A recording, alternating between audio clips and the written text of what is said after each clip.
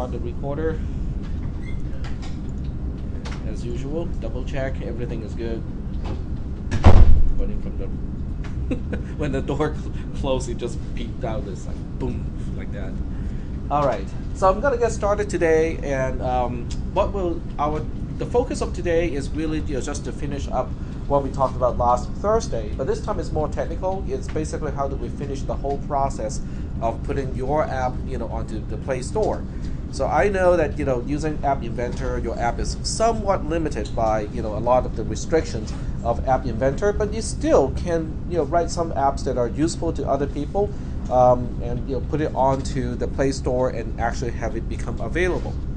Okay, so what I want to do is to point you to the Android development kit first. So we'll go, just look for Android development kit. The first link will get you to the Android SDK, software development kit. And what you need to do is to download the SDK. Now, when you do this on a Windows machine, this link here will say download the SDK, and it's not going to be for Linux. It's going to be for the platform that you're running it on. So, so this part, when you watch the recording, it's not going to be the same, depending on what machine or what computer, what type of operating system you're using.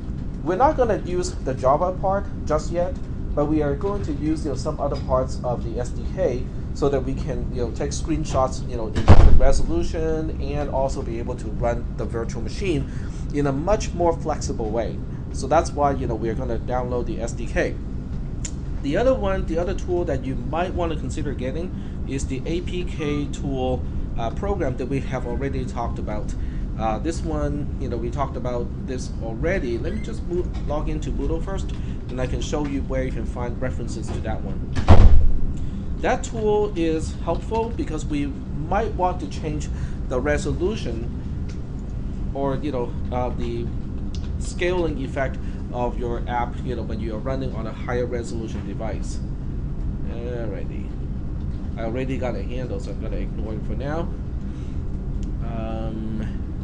Okay, so we go to the SDK is like almost 500 megs. Yeah, it's half a gig, so it's going to take a little bit of time. If you have a slower network access at home, you might want to consider downloading it here. Put it onto your thumb drive. Then at home you can go ahead and install it. For Linux, it's just a zip file. I'm not sure what it is like, for Windows platforms. Does anyone know? Is it a MSI? Is it executable? So it does all the nice installation and what I remember, yeah. Okay, because in Linux it's just a zip file. You unzip it, you end up with a big, huge, folder, and that's it. You have to figure out how to, get it to work. But I guess in Windows it's a little bit easier. Okay, let me point out, where to get to the Apk Tool part. It has to do with when we talked about the resolution issue, which is down. I think you got it right.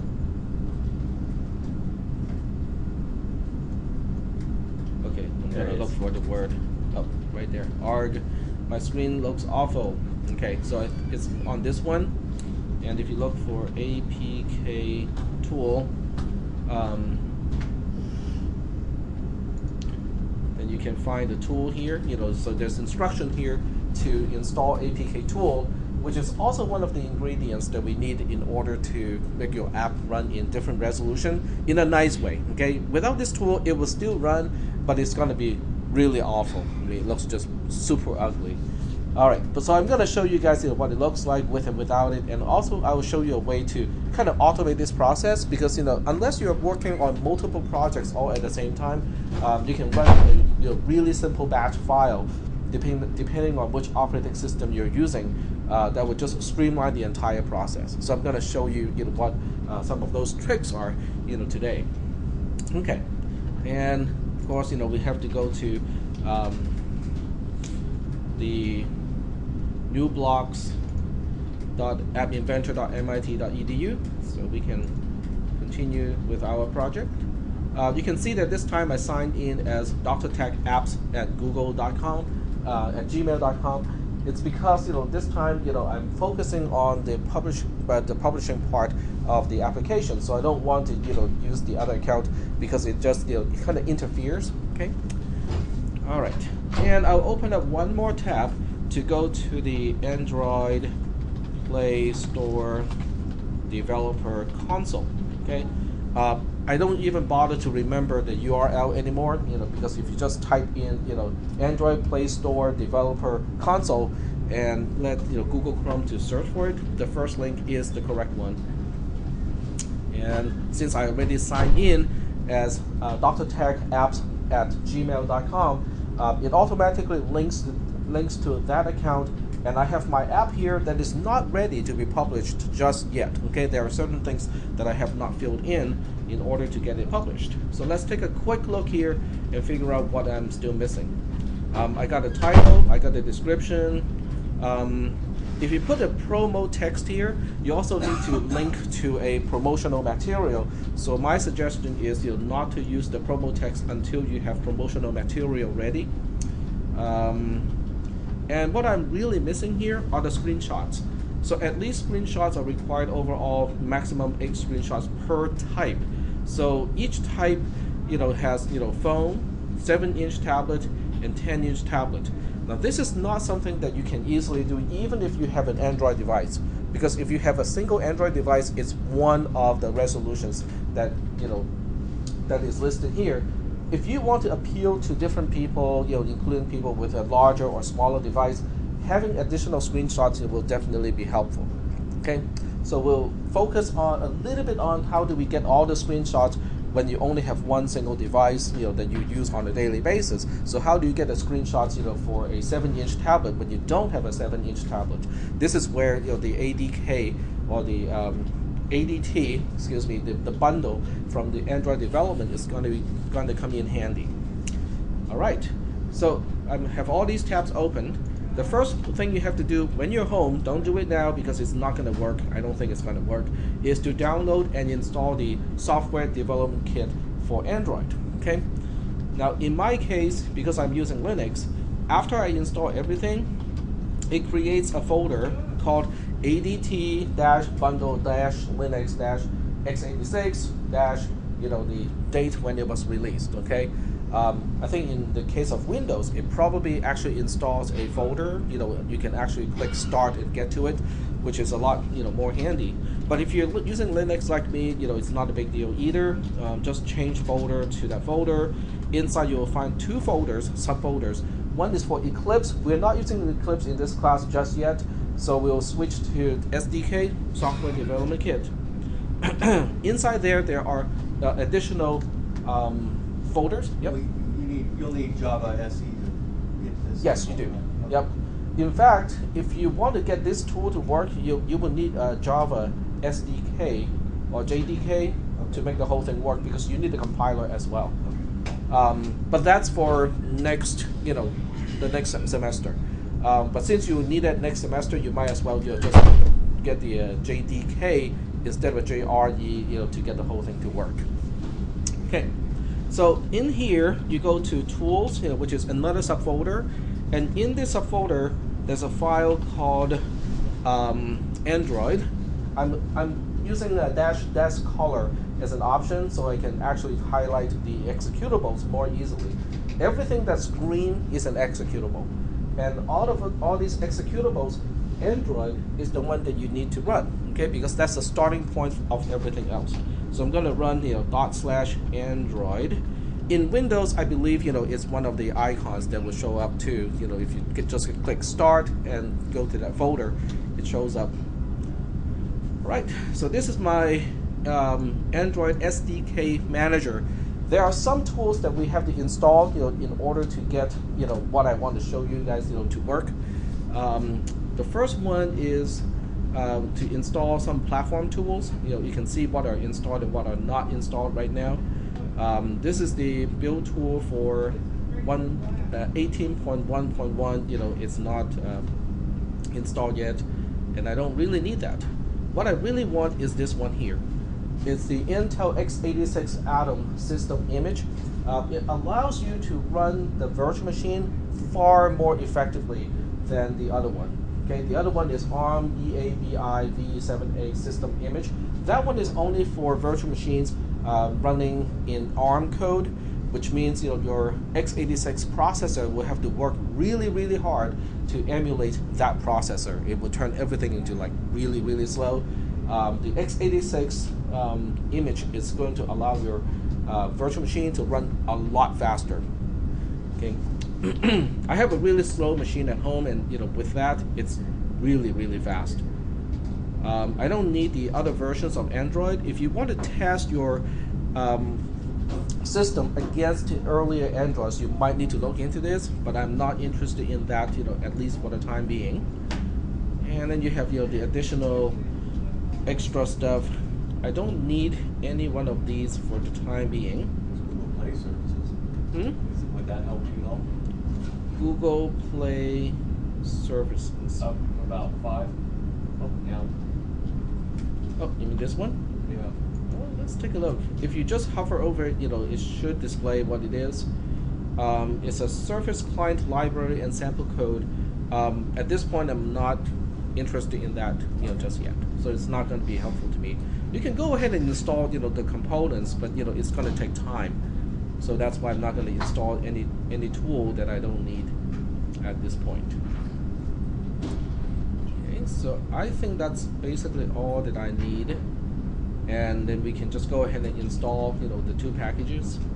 And each one requires its own license agreement. Okay, so we'll go ahead and install. So this will do its own thing, and it will install it to the folder that already has the bundle installed. So there's no additional work that you need to do here, except just for waiting for the download and actually go through the installation. I'm gonna kind of jump a little bit ahead of the installer. Once it's all done, we'll go to Tools, and then we'll click on the first option, which is Manage AVDs. Okay, AVD stands for Android Virtual Device, and that's a really nice, graphical way, for you to configure and create profiles for your virtual machines. I was using this to start my virtual machine at home, and it's really flexible. I kind of like the user interface. It's very simple. It doesn't give you, an exceedingly complicated interface to configure a virtual machine. And as I said, if you use the x86 system image, your virtual machine will run a lot faster than otherwise. I have a really older, well, not really old, but an older laptop computer running the laptop version or the mobile version of the i7 processor when it first came out. So by today's standard, it's really slow already. It's a dual core and running at a lower clock speed. It's not fast at all. But even with that, if I use the x86 version of the emulator, it was really just speeding along. So I'm going to go to Tools right now. You can see everything is now installed. So I go to Tools, go to Manage AVDs, and you should see this new interface. And there's nothing predefined yet, okay? Which is okay. That's no big deal. What we will do is to create, our new profiles. When you click New, it gives you this particular dialog box where you can create your own AVD profile. And AVD, once again, is Android Virtual Device. It's just a virtual machine, okay? It's just it's a different name. Okay, so what I'll do is I'm going to switch back to the App Store stuff, and it has phone, 7-inch, and 10-inch. So we'll just match those particular names with my virtual devices. So the first one is going to be phone. And if you click the drop-down box, it has all of these devices already predefined. So you just have to pick one that you think will kind of fit the description of a phone. So I would pick something that has a lower resolution, maybe 320 by 480. Down here, a HVGA slider. Okay. So it's up to you to choose what you want to use, but it has to be kind of somewhat realistic. Yep. Suppose your phone's not listed. Well, for the purpose of just taking screenshots, it doesn't have to be listed.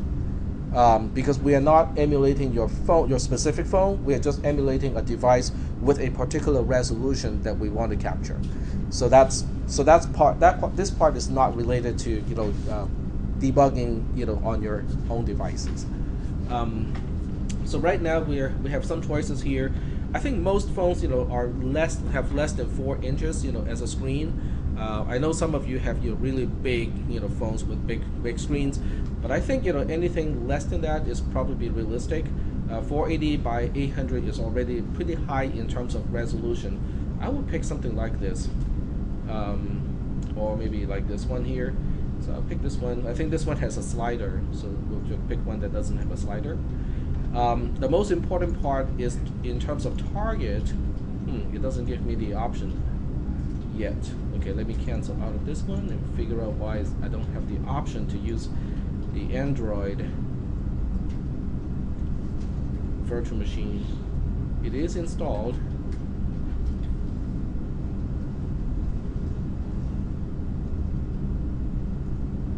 That should be it.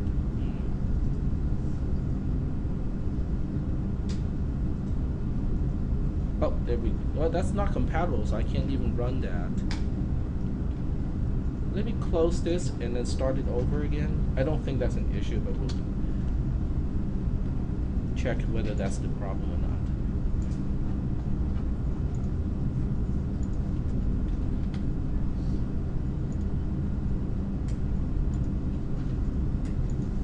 Nope, doesn't give me the option. Check CPU. Oh. Okay, thanks. I was looking at the wrong option, the operating system versus the target CPU. Okay, so under CPU, you want to pick Intel Atom x86. And then everything else, I just leave it as a default. You know, there's no need to change it if I just want to take a screenshot. So we just click OK. And it confirms, you know, all of these options, you know, in the command line representation. Yep. How would you go about editing that list? You can go back to here and you can, you know, edit these options. Oh, you mean are those just completely mirroring those options, or? Yeah, shoot. Okay. Yep. So these options are just completely mirroring the dialog box. Okay. There might be some additional options that the dialog box does not let you specify, but I kind of doubt, you know, that they leave anything off of that list. So I create one. You know, you can probably imagine creating the other ones will be kind of similar, but I'll go ahead and just finish the whole thing because I want to, you know, also, you know, include a 7-inch tablet. When you click on the drop-down box, you can now see there are several devices that are 7-inch. Like the third option down from the top, that's a Nexus 7, which is Google's own tablet. It's running at 800 by 1280 resolution. If you go all the way down to here, we have another tablet that's running at 1024 by 600 pixels of resolution. So they're both okay. You know, it depends on, you know, how, you know, which one you want to pick. The Nexus 7 is in portrait mode.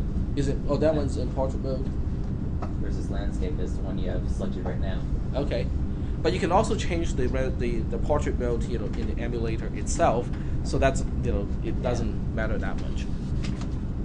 So you can pick one or the other. I'm gonna pick this one here as my 7-inch device. Once again, make sure your CPU is using the Intel Atom platform, and then you just click OK. And we have now a second profile, and then we'll just create one more for a 10-inch, you know, tablet.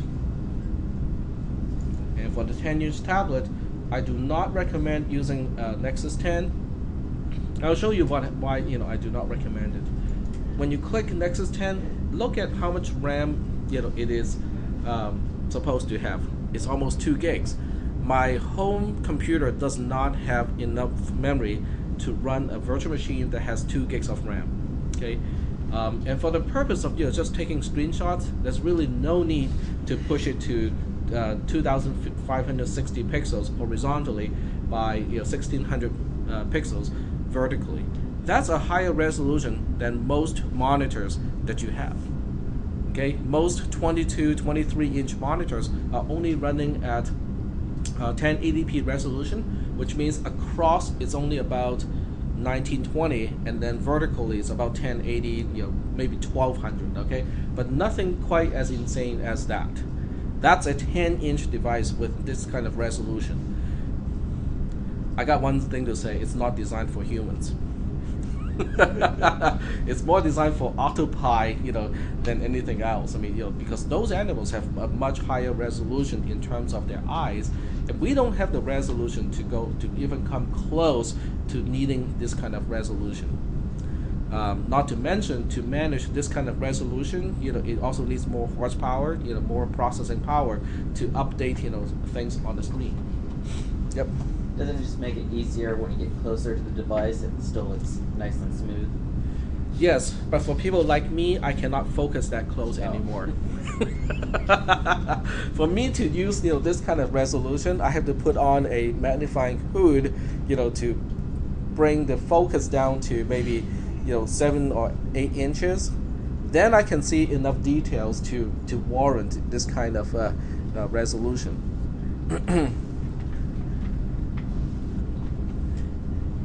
So for a 10-inch device, I'll just pick this one here.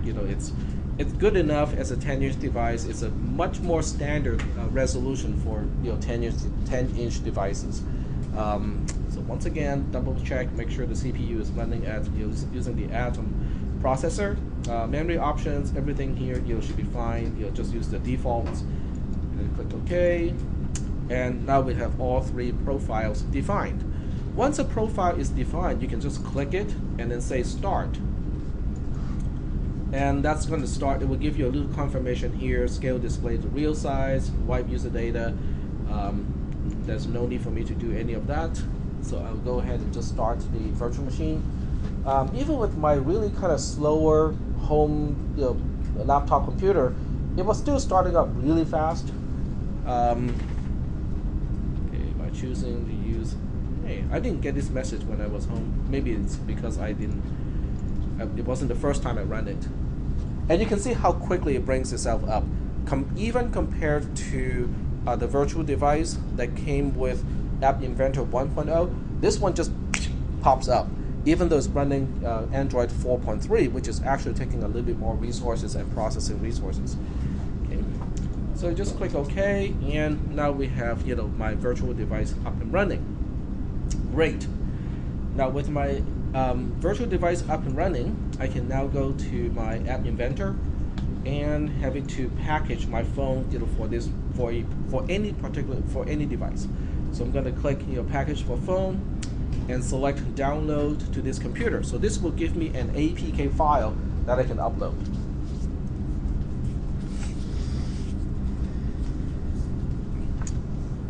And App Inventor is really kind of spiffy this morning too. Sometimes it can be really slow.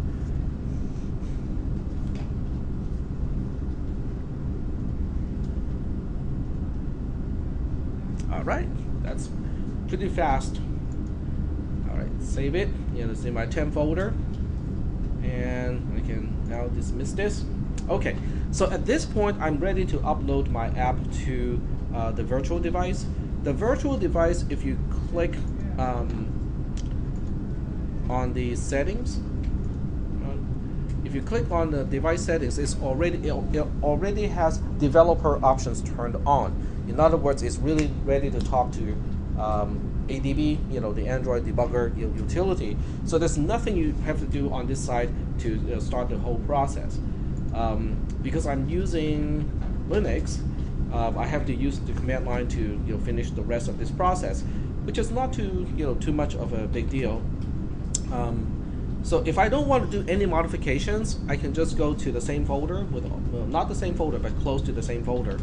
I can go to, let's see here, SDK, and ADB is now in a different folder, which I think is in platform tools.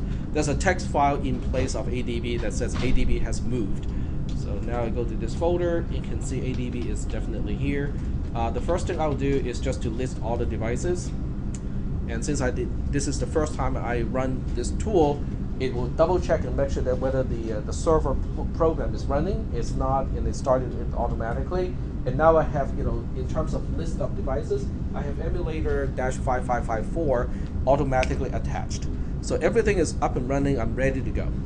Okay, so I can now run ADB and say install. If you're reinstalling the same app, you have to specify -R, but -R is not useful if this is the first time you install it. It doesn't hurt to have it But as a habit, I always have a -R just in case it's already installed, because I do it repeatedly because I keep updating my program. And the last argument is to specify where is my where's my APK file. It's in my temp folder, and press the enter key. You can see how spiffy it is. I mean, this is like really fast. And then go back to the virtual machine and look on the screen somewhere, and you can see my DBT diary card app is already up and running. It already has a customized icon. I actually made it last night. I can show you guys how to make your icon really easily, and still make it flexible enough that you can make changes later on. Because if it's a bitmap, it's really hard to make changes once you have it done. But if you use a particular tool to make it, it's actually very easy to make changes later on and tweak it. So I'm gonna start the app here, and everything seems fine. I mean, this is all in a nice resolution. Everything is up and running. Okay, so let me just go ahead and shut down this machine and start a higher resolution device. I'll go ahead and start a 10-inch device next. And by the way, if you don't want to wait for the shutdown process to finish, it's actually okay in this case to click the close button. It doesn't really cause anything bad to happen. But don't do it in general. Okay, virtual machines are still machines. You don't want to unplug it unnecessarily. Okay, so let me start another virtual machine. This time we'll start a 10-inch device here. And same thing, we'll just take all the defaults, let it start. And because my actual screen here is already running at 1024 by 768, the virtual machine may... it just flickered and stopped. Try the... See details from the error. At the bottom it says failed to load, click details to see the error. Yeah, I think I saw that once too when I was home, But this is my second, my 7-inch device. And it starts off, pretty quickly. It has a slightly different address, but ADB can take care of that too. All right. So click OK, and click. That should be fine. We're already home. Okay. All right. So we'll go ahead and install the app here. Oh, okay. It's not seeing the device.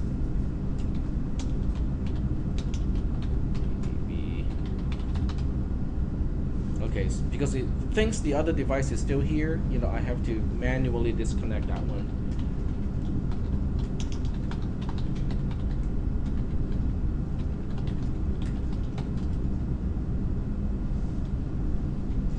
Okay.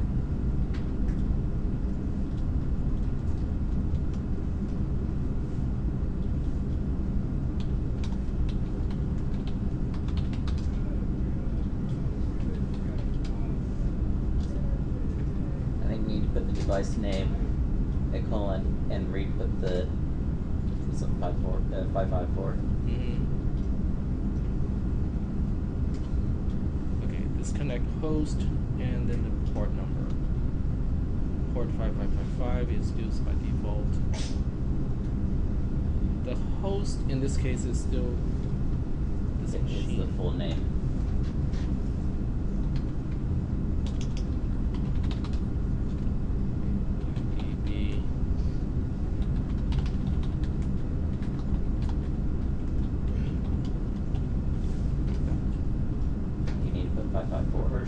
Oh.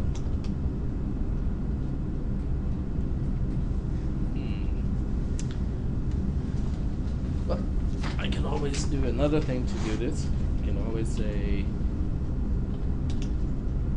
there's a way to restart the server. Kill the server. Kill the server. Kill dash server. And then restart it. This will automatically restart the server, and since it must be still running in the background somewhere. Okay.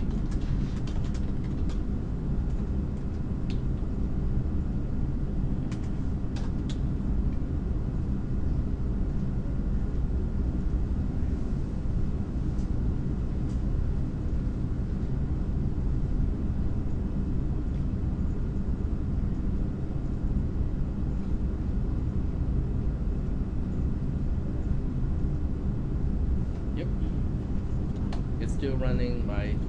Oh, it's the 10-inch here that is still interfering with this one, and the 10-inch. That's my 7-inch, but my 10-inch.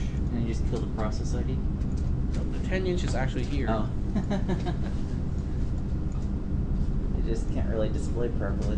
Yeah, it just cannot display because the resolution is too high. Okay. Alright, so we know which one to kill. And here's the message. Cannot share object file. No such file. Okay.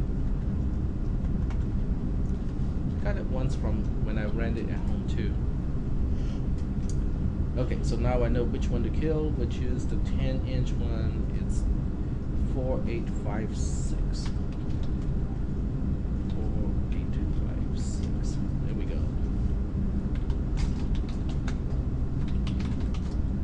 And we only have one left. That should be good. And we can rerun the install command.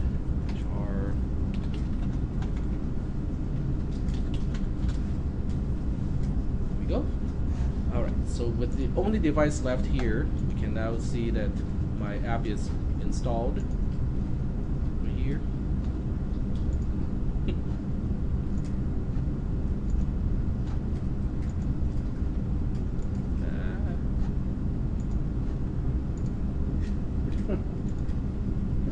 Great.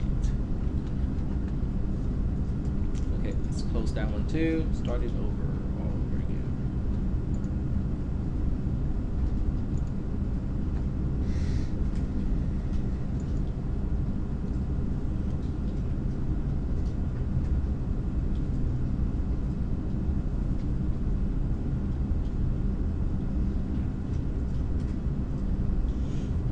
Because what I want to show you is how the scaling is not working that well. I mean it still thinks it's dealing with a low resolution device and just want to rescale everything, so it's gonna look all fuzzy.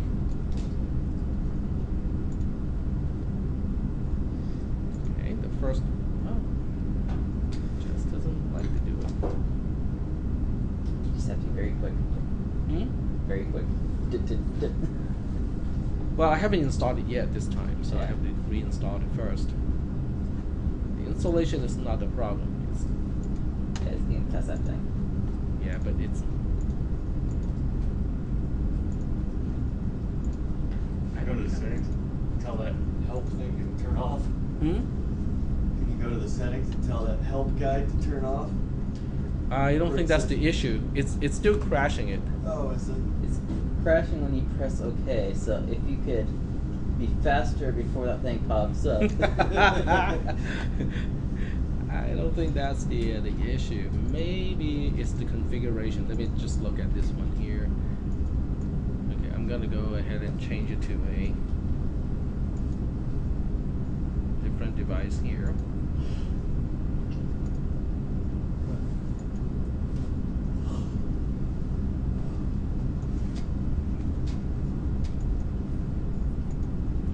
Of course, none of this happened when I was testing it.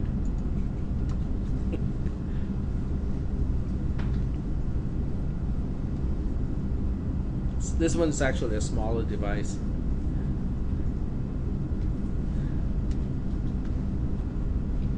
And it's still complaining about cannot open shared object file.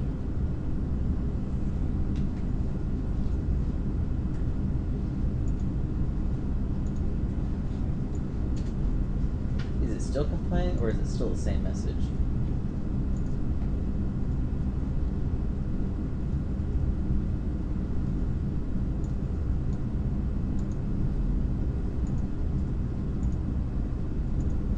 It's the same message. It's still complaining. There we go. Okay. So at least this time it doesn't crash the drawer. We'll go ahead and reinstall the app. And the app is here. Okay, well, for the purpose of demonstrating the resolution issue, this is already sufficient. You can see how fuzzy it is. It really should not be this fuzzy. I mean, this should appear as clear as the first one, except the text should be smaller because we have a larger device. So that's the problem that we had before. Okay, so if you remember what we did last time to fix this problem, we can do exactly the same thing here. And I'm going to open up a new tab here to go to the Apk Tool folder. So I got Apk Tool already installed here. I already have most of my tools actually installed here. I'm going to remove the files that I don't need so we can kind of focus on just the tools that we need. The main tool that we need to use is called Apk Tool. If you just run it by itself, it shows you all the command line options. The first option that we're going to use is to decode the APK file so we can get to the XML file that controls what type of resolution this app can run in. Okay? And that command is just Apk Tool decode and then the path to the APK file.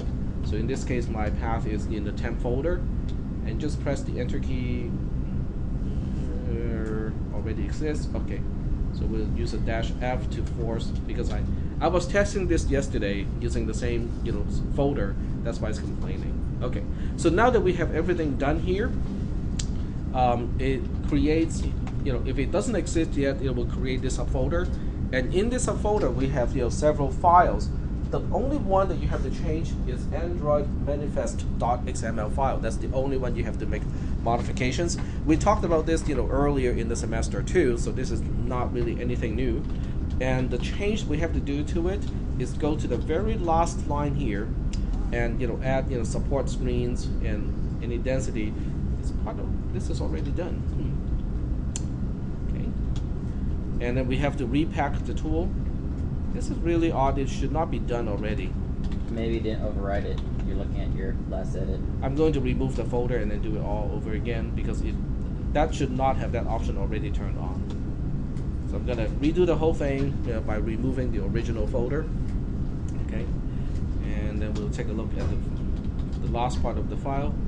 It still says support screens, any density. That is strange. Well, have you tested it between App Inventor and App Inventor 2? I'm thinking it may be the wrong folder. No, but I just removed it. The fact that it's still here means this is just newly created. It's just created now. Did you repack it in that folder? I have not repacked it yet. Okay. Previously also? But I removed the entire folder. The folder and the file that you're decompiling right now? Yep. The file that I was working on is actually brand new. I mean, I just downloaded because my system does not keep anything in the temp folder. So this is really odd because it's already supposed to run in all the different resolutions. That is really odd. In other words, it applied this change already. Okay, well, we'll see whether we can repack it and see that it works. Okay, this command here, Apk Tool B, and then the folder name of the project. No. Cannot Network from AAPT is not installed here. Caused by cannot exec command. Is it just not here? AAPT is here. Is it marked as executable?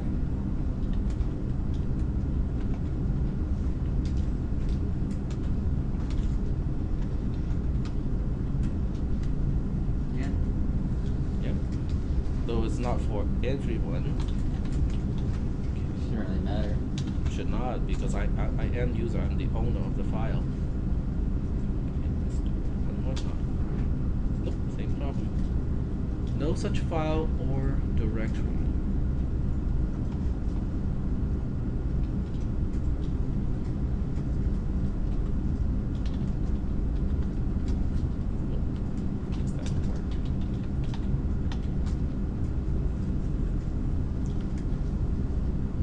I can always specify load AAPT from specified location.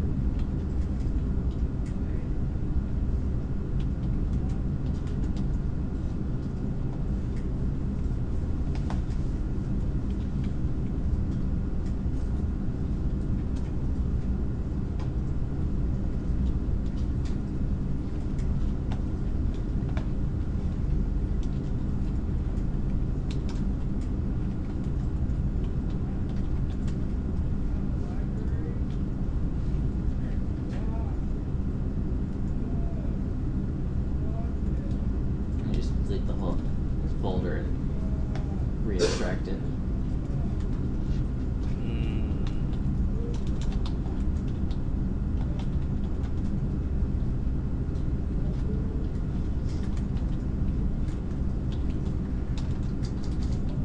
Is it a symlink?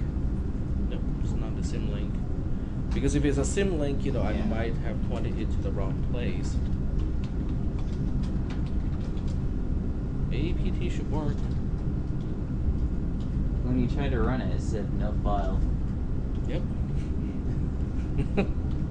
I know what I saw. It's strange. Is it corrupt?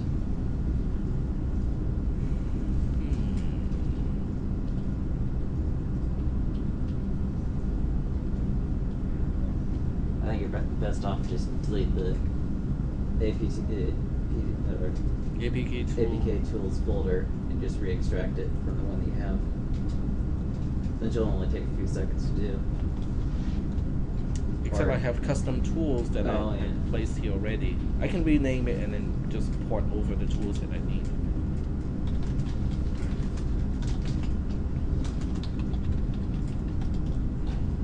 Go back to my notes.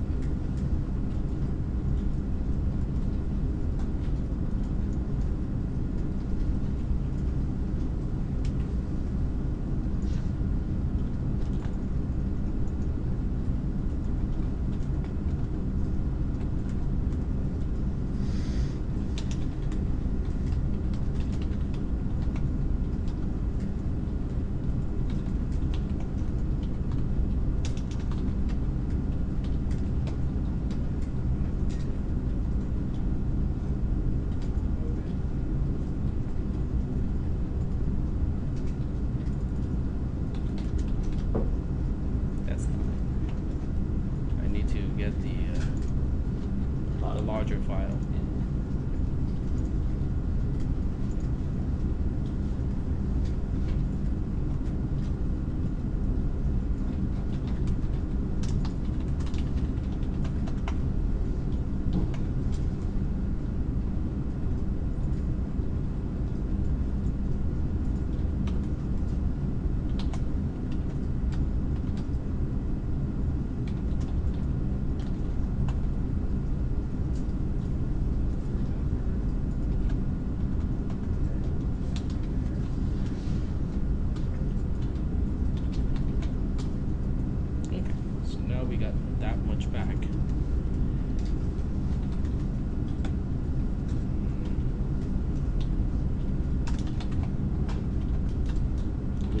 All those tools into here.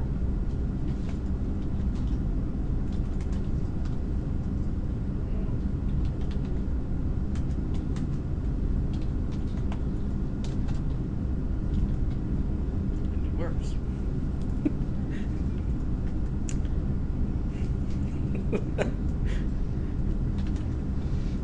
That is just mysterious. All right. Question is it going to handle the different resolutions? So we'll go ahead and do this again. So we need ADB, which is not in here. So I have to run ADB in the other folder, which is here. Reinstall the app. Go back to the virtual machine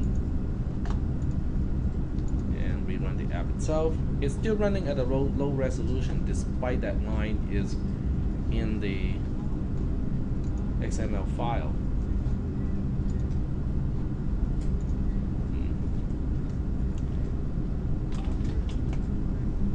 Oh, I know why. Maybe I wasn't looking at the right file. Yep, I was okay, my brain fart.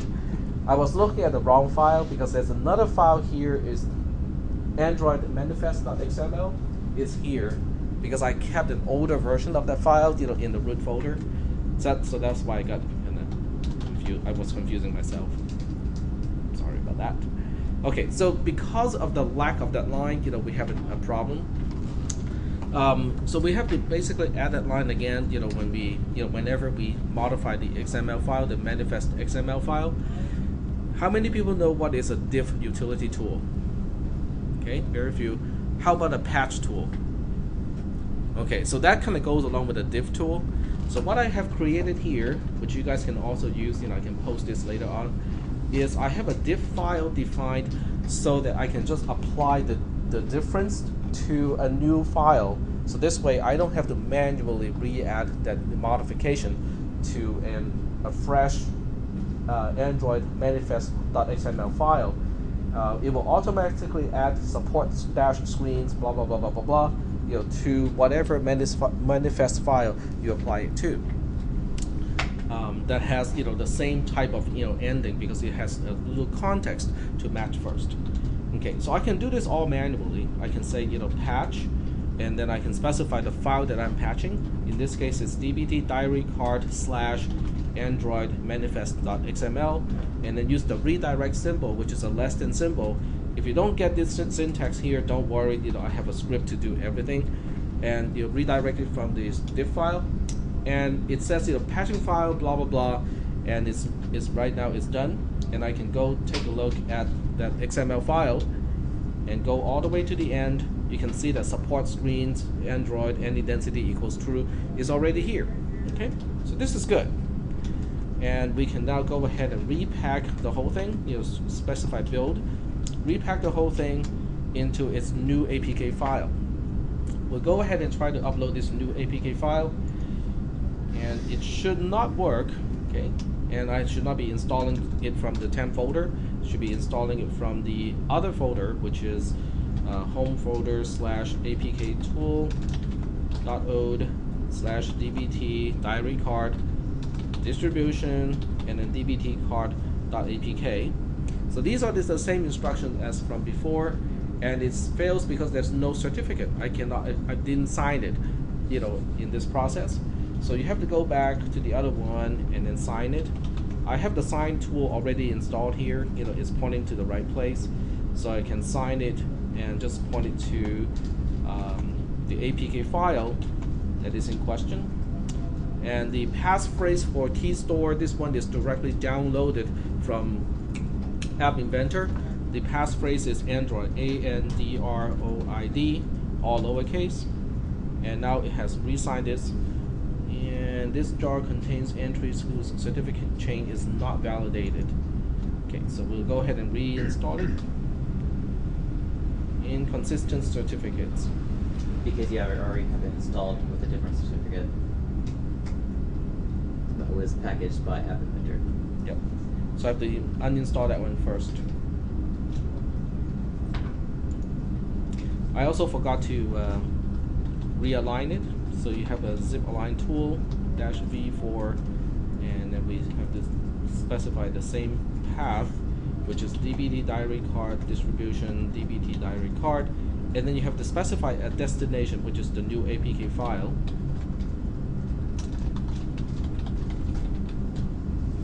And then the repack is successful, and I don't think the repack version or the realigned one, you know, would succeed because it's already installed here.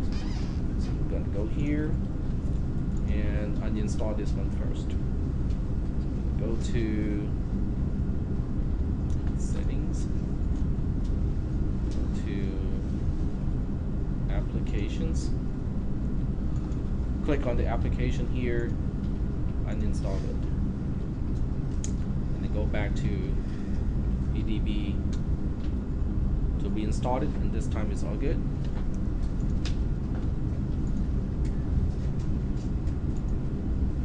All right. So what do you think should be the change this time, even after all that gibberish? It should look smaller and more clear. Yep. So it's basically running at the right resolution now. Okay, so we go through all that trouble, just to get it to work like this.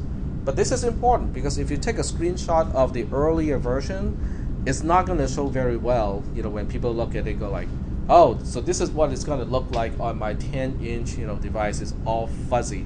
But this time, it's not fuzzy anymore. Okay. Now, of course, the problem is, how do we run all of those commands? I mean, remember, how many commands we have to run, to get it to work?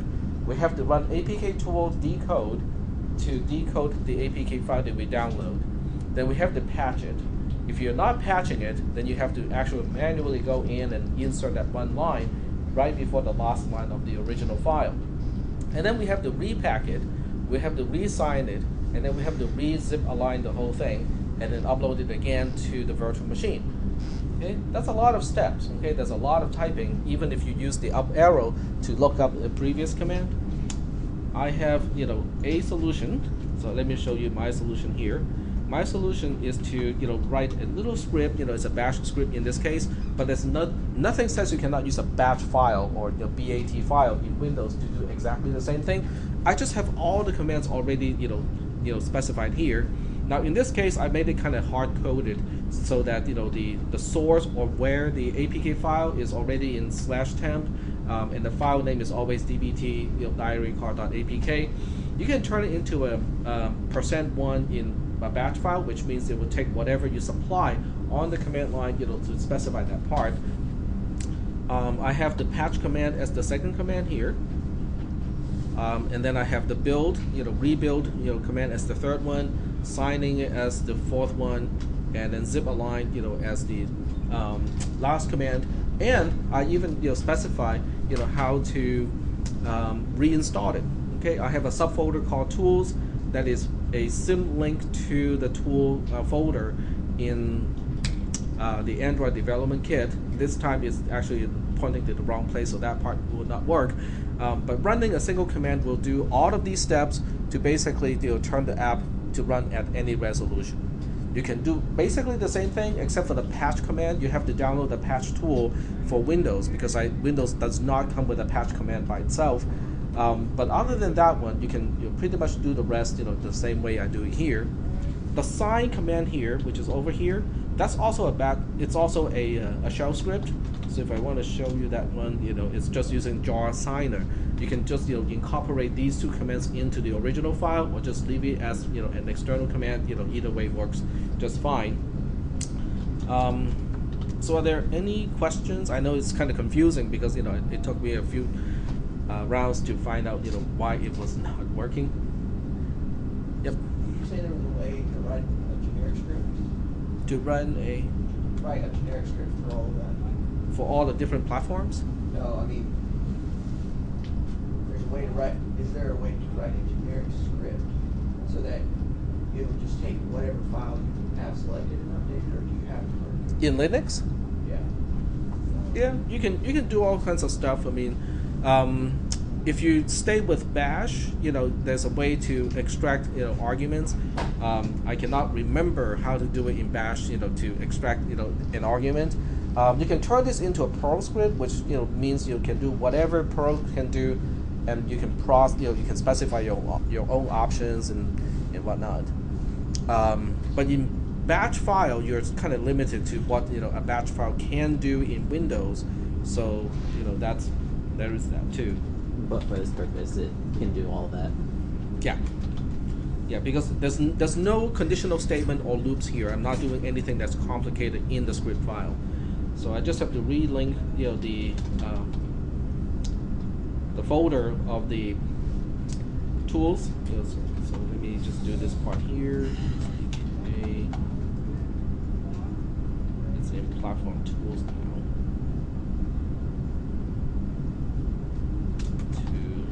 Tools. There we go. So I'm gonna run the command just by itself, which is update.sh. Platform tools, space tools. Mm-hmm. Yeah, the first one, this is the second one is the destination. I'm Oh, okay. linking the first one to the second one as a symlink. I didn't catch that for a second. Okay, that's fine.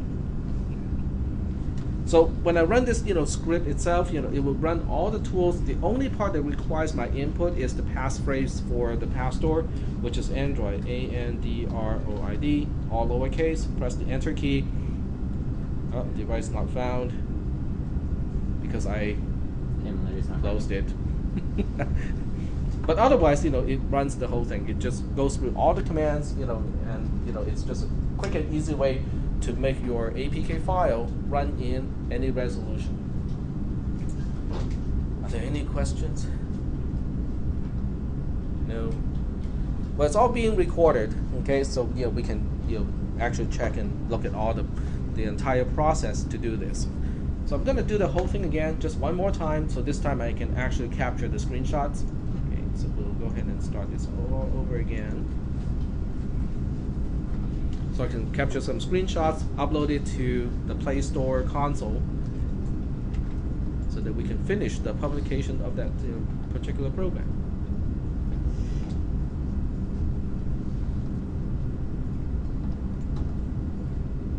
Yeah, I had an odd issue when I was trying to bring up the emulator through the SDK. Is I would install the x86 Atom, but it would not show up under CPU. Only it would show up ARM. And you're running this in Windows? Yes. That's interesting. I made Did you sure get it that- resolved? What? After a few minutes, I didn't think it was worth what I was actually attempting, so I just went on to other stuff. Okay. But, Okay. yeah, So it was weird. Okay, I'm just rerunning the whole script. I didn't have to rerun the whole script because the APK file is already here. But I just want to double check to make sure the entire process runs. And you can see that it did everything, even uploading the application remotely to the emulator. So in the emulator now, I can find my app installed here. And now I can start to take screenshots, okay? So I can say, I felt anxious. I'm gonna max it out here and say, the tool chain that I tested at home somehow is not working in class. Okay, and then I take a screenshot of this. So I'm pretty sure the emulator has its own screenshot tool, but in case it does not, I can always use the screenshot tool that comes with my host operating system instead of the emulator itself. So I can take a screenshot, select the region, and I'll just go ahead and select this part here. Save it to a file. So I can say this is my, it's not exactly 7-inch, but I'll just call it my 7-inch screenshot. Go back to my Google Chrome. Go to store listing and add my image for my 7-inch tablet.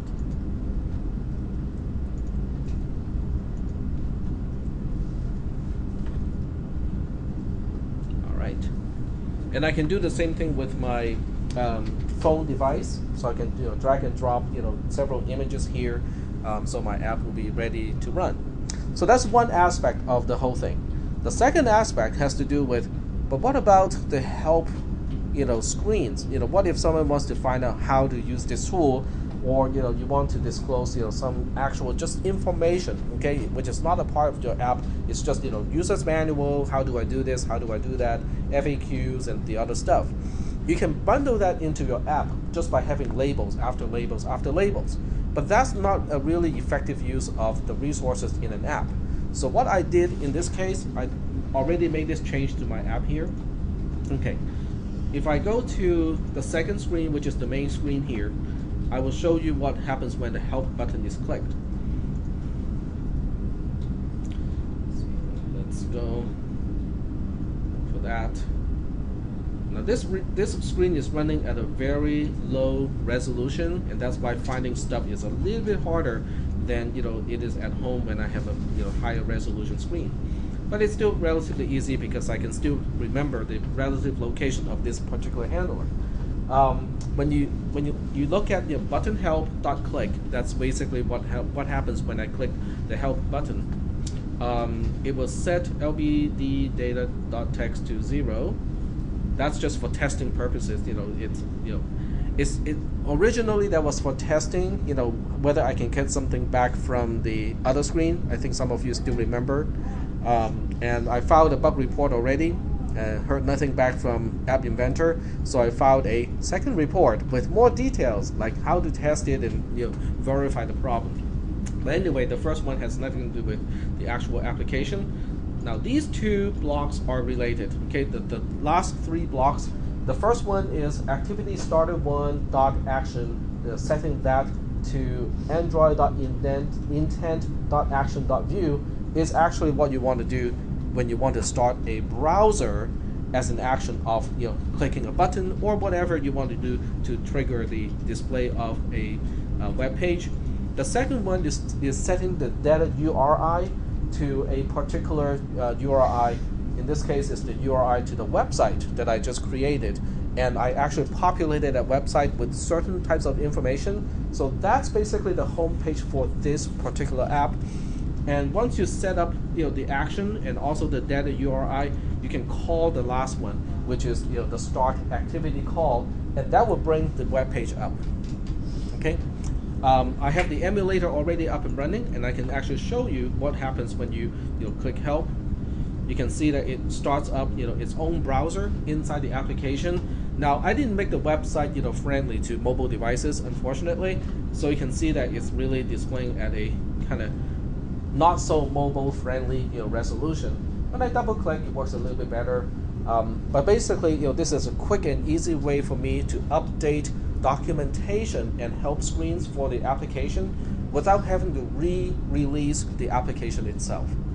Because I can update the website completely independently compared to updating the app itself. So I can now take screenshots, put it here to tell people how to use the app, from one screenshot to the next.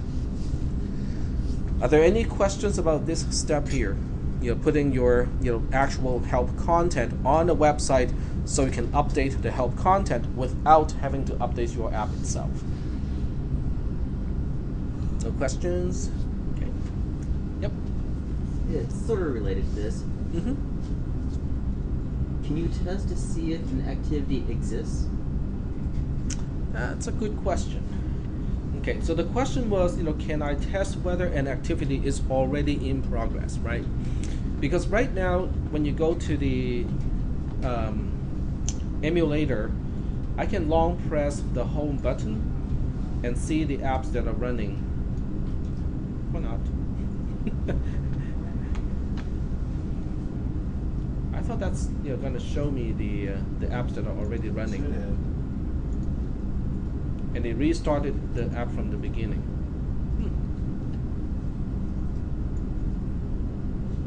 Yes, for example, you want to link into an app, but you're not sure whether the app exists or not, and you want to take that into consideration. Well, let's take a look at the blocks available for Activity Starter, because that's usually a pretty good indicator of whether we have that option or not. Could you just do another screen with the browser? Sorry? Could you just add another screen to your app with the browser in it, so that way you can put a back button on it to go back to the app? Oh, okay.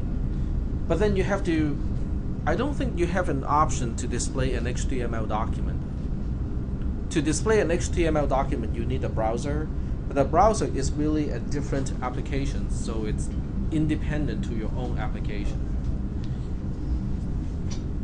Let's go to Designer, go to Activity Starter.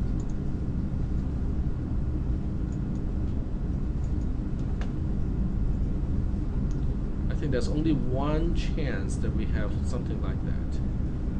Starting an activity that's built in. Okay, we talked about that one already. So we want to look at events, activity error, after activity. So when you close the browser, this event handler will get triggered. But that's not what you're asking for. Returns the name of the activity that corresponds to this activity starter or an empty string if no corresponding activity can be found.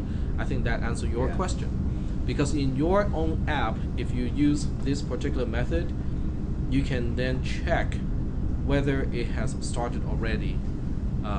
Because the other app is supposed to be independent to your original app.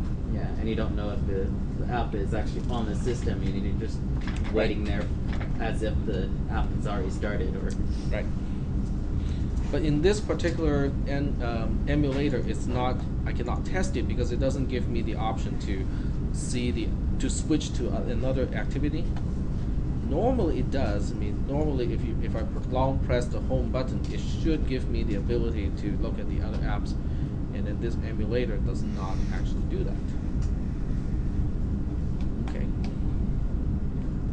So are there any questions at this point about how to get all of the steps to work?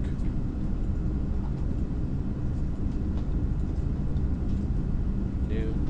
Okay. Let me just start the app again because I do want to show you one thing. Okay, see how it doesn't really use up that much space of the entire screen. That's because this is a higher resolution device. Now, if you have a higher resolution device and you're running an app that is designed for a lower resolution, it will still work. I mean, it will still work because it's okay. It can fit less information onto a bigger screen. But it doesn't look right anymore. So now the question is, what if you want to make it so that it makes the best use of a larger screen? Because in this case, perhaps I can show the review screen alongside. I mean, I don't have to hide it because I have enough space, here to display both something that you want to enter right away, and also have the review screen so that people can review your past logged entries if they want to. So to do that, there's no magic bullet. In other words, there's no way you can just tell App Inventor and say, rearrange my screens so that it will work well or display well with a higher resolution device. You will have to do it. Okay. In other words, you will have to look at the resolution of the screen, and then you decide how I want to control the visibility of components. So that you can say, okay, in some cases, if my screen is small, I want to hide components that are not actively being used.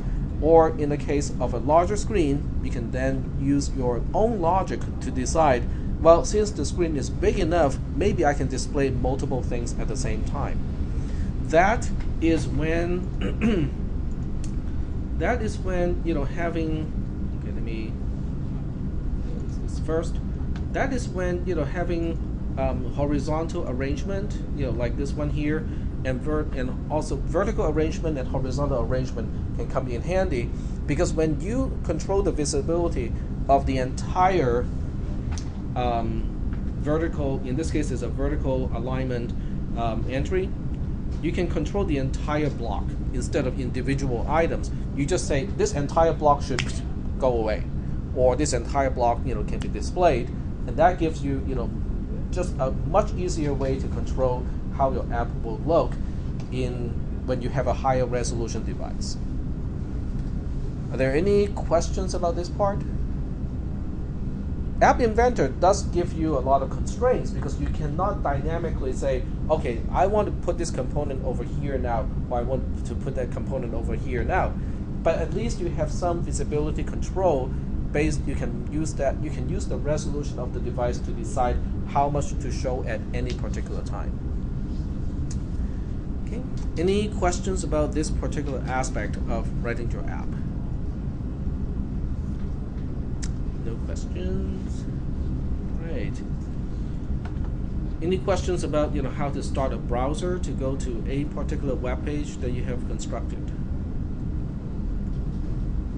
No questions. All right.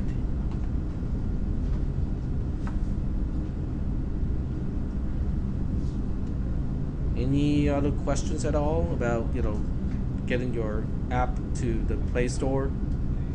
Can you go back to Activity Starter? Mm-hmm. You mean in the blocks editor? Yeah, what's that line? Action. Yeah. This line here? Yeah, and value. This part? Yeah.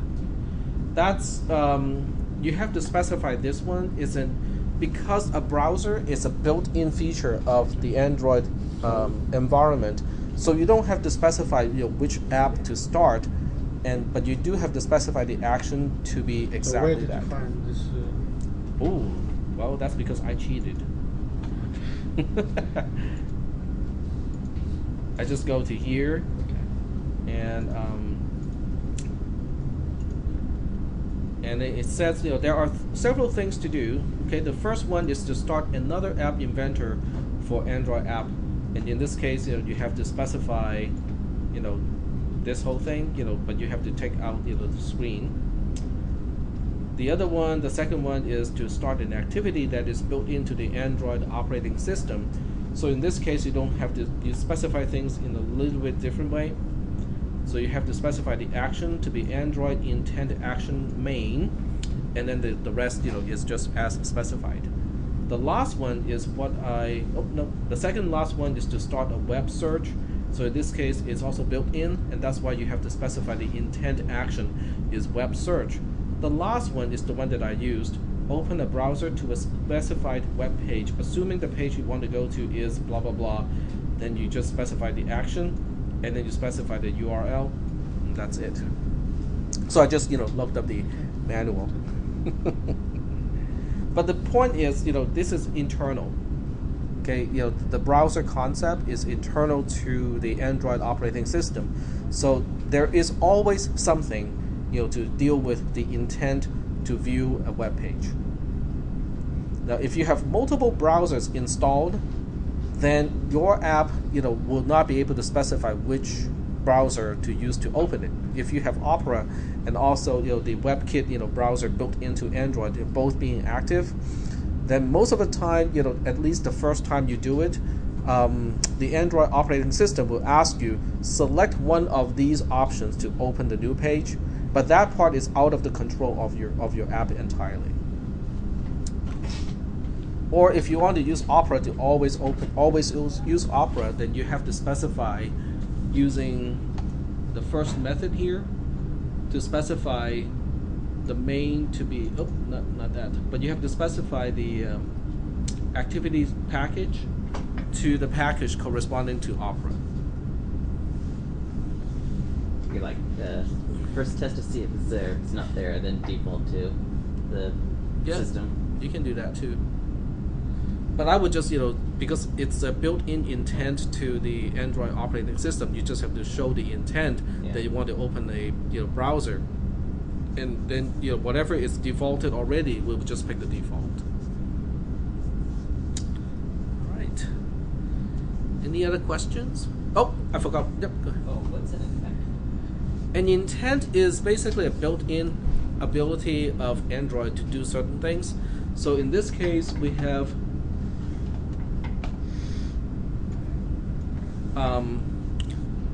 if it is not for browsing a web page, but it's one of the other built-in ability of Android, then you have to set the package to something.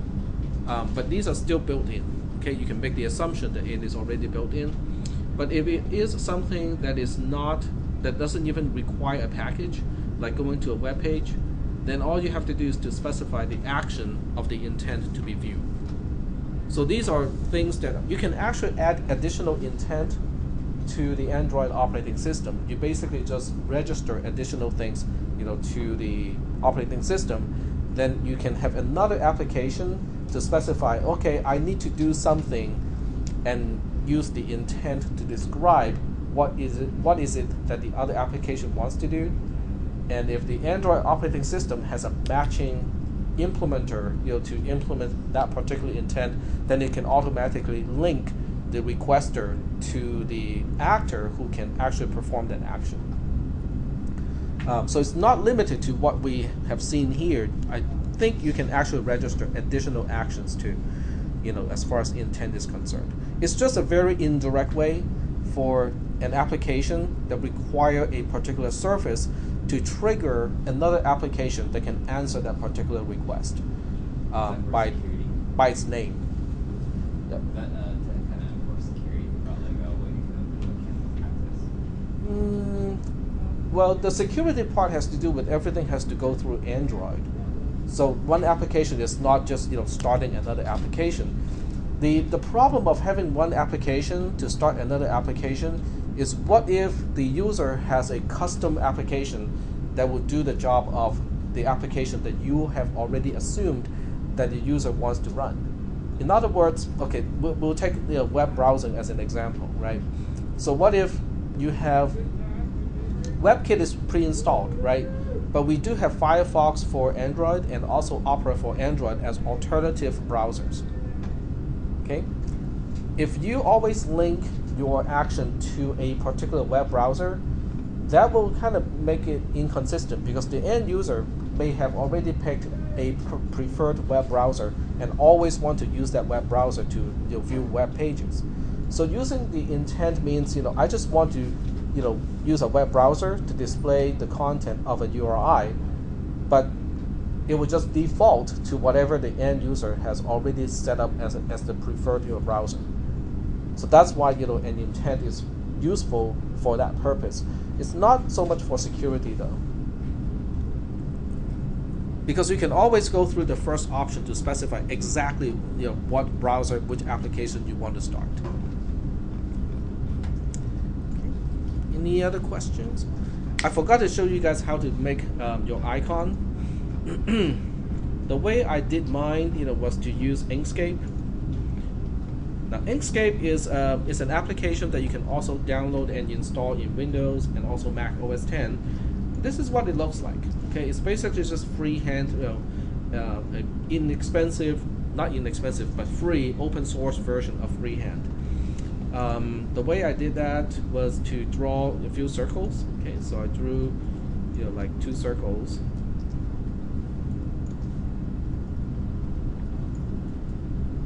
And then I changed the colors of the circles. When you want to change the color, you go to Fill and Stroke, and then you can change the color of one, and then you can change the color of the other one. Now you can change the color, but you can also change a few other things. But in this case, I'm not interested in changing the other things, so I'm just going to stay with these 2 colors. And then one thing I can also do is to duplicate this. And then I can go to Path, and then find the intersection of the 2 circles. And the intersection turns out to be just this portion here. You can see the outlining of the intersection portion. And for that portion, I can change the color to something else. So it's a pretty nifty little tool. The best part is it's saving your drawing not in a raster format, but in an SVG format, scalable vector graphics. So that means it's completely scalable. On your website, you might want to have a higher resolution picture of your icon, just because you have a much larger display. But as a little icon, you can downsize it, down convert it too. And it has all kinds of text tool as well. You can pick from any of the fonts that are already built into the system. And in this case, I can control the font size. You can see, it's the default for whatever reason. Last time I used it, I was using a size 6, font. But you can also always bump it up to, a much larger font. So you can say DBT, and this one will eventually become B, and this one will eventually become T. So you can do all kinds of really cool stuff with it. D, B, and then T here. You can make the text look fuzzy. You can control the blur factor, so you can actually artificially introduce your blur into the whole thing. You can control the opacity of the display, so you can make it kind of fade in and fade out if you want to. For alignment purposes, you can even select the things that you want to align, and then you go to Object, and then you go to Align and Distribute, and then you have all these alignment tools that you can use. In this case, I want them to align vertically, so they are basically centered. So this will be the tool to use, and you can see that it just kind of nudges everything a little bit because I got it pretty close to aligned already, but now it is fully aligned. It's just a really nifty tool for stuff like that. When you are ready to export it as a PNG, because as an icon it cannot be an SVG file, excuse me, it has to be a raster file.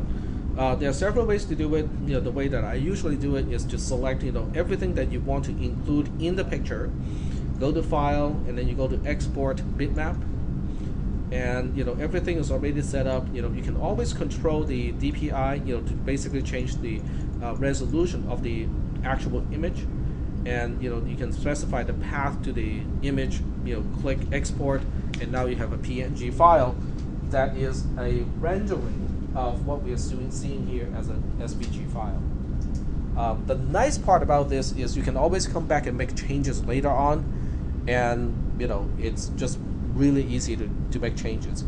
If you did everything that I did here using a Paint program, then it's really hard to undo something, because once it's rasterized, there's no easy way to reverse the process. You cannot just move the text around anymore, because if you have everything as a rasterized version, there's no way to move the B around, not leaving a trace of B behind it.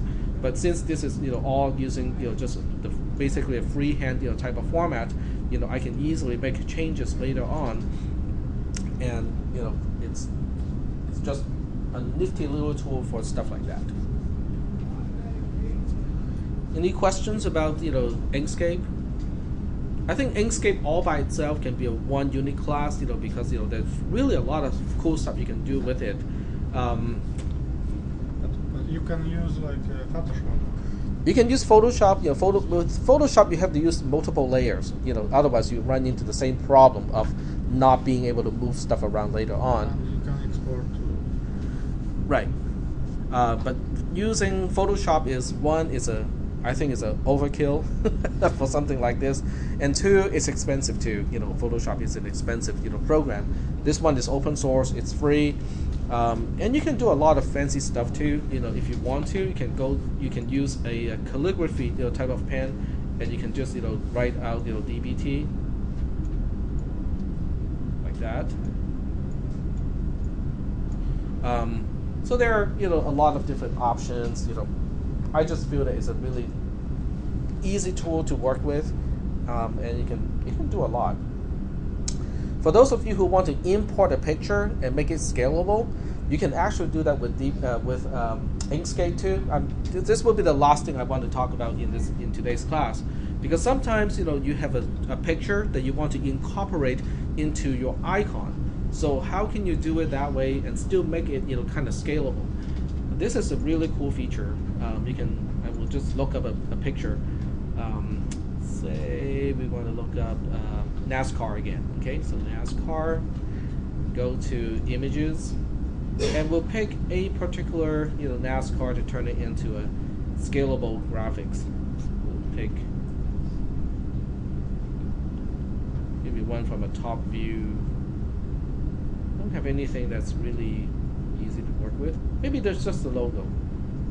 Okay, this is actually a low resolution logo. We'll see how well it works. So I'm going to click View Image and save the image as my photo.jpg is fine. Okay, so getting back into Inkscape, I'm going to start a new document in Inkscape just to do that. So we can use File, Import, and go to the folder where the bitmap is located. And we can embed the whole thing because it's a lower resolution thing. And now we have the really low resolution version of NASCAR. There's a way to convert this into a scalable graphics, and you have to go to path here, and you can use trace bitmap. This is a color bitmap, so you want to turn on colors, and you want to make the number of scans up a little bit, because otherwise it won't be able to capture all the different colors. And it just update, not very good. Take off smooth, update again. So it's still not as good, because the original image was really low resolution to begin with. But if you start with a higher resolution original image, it can actually get pretty close to the original one, but turning it into a SVG or scalable graphics object at the same time. Because once it becomes a scalable vector graphics object, then it becomes truly scalable, because it's all expressed in how do you draw an object instead of actual individual pixels. But this is already actually given the limitation of the original image, it's doing a fairly okay job in this case. So let me just finish this whole process and say update, click OK, and now it's a scalable vector graphics. Okay. And here's, I think that's the original. Let me get rid of this one. I know this one looks really awful, because it's still kind of, that has to do with the original, the resolution of the original image. But if I rescale this one, okay, press the control key if you want to keep the aspect ratio, you can see that it's now scalable, because it's no longer expressed in pixels.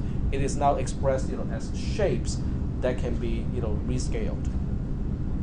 So it's a little tool. I mean, this one didn't work out as well because it's already we started off with a really low resolution, and it's a JPEG too. I mean, JPEGs are awful for preserving details, and it's still okay. I mean, you can see the potential of this tool, for higher resolution pictures. All right, so I think that should conclude today's lecture. I think I've finished all the steps that you need in order to upload your application and make it available through the Play Store. Is anyone planning to do that, in this semester with your app, specified in App Inventor? No? Better to wait for Java. You want to wait till Java. I think I'll probably go ahead and publish my DBT diary card, just because it's a tool, that is useful, at least to some people. I'll make it free, so I'm not going to make any money, no ads included. Big disclaimer saying your privacy is your own responsibility, but I will disclose what the app stores and what the app does with your privacy, with your data. And if people find it useful, use it. If they don't find it useful, then it doesn't do any harm. All right. So we are done for today. And at this point, I really want you guys just kind of turn your attention to your project, and let me know if you have a particular thing that you want to implement, but you are running into problems, or just in general. Okay, I'll from here on, I'll just be helping you to finish your project. Some of you can probably just kind of run with it and be able to finish it. Others, if you need any help or advice, I'm here. Yep. I have problems with version 2. Can I use version 1.0? Yeah, you can use App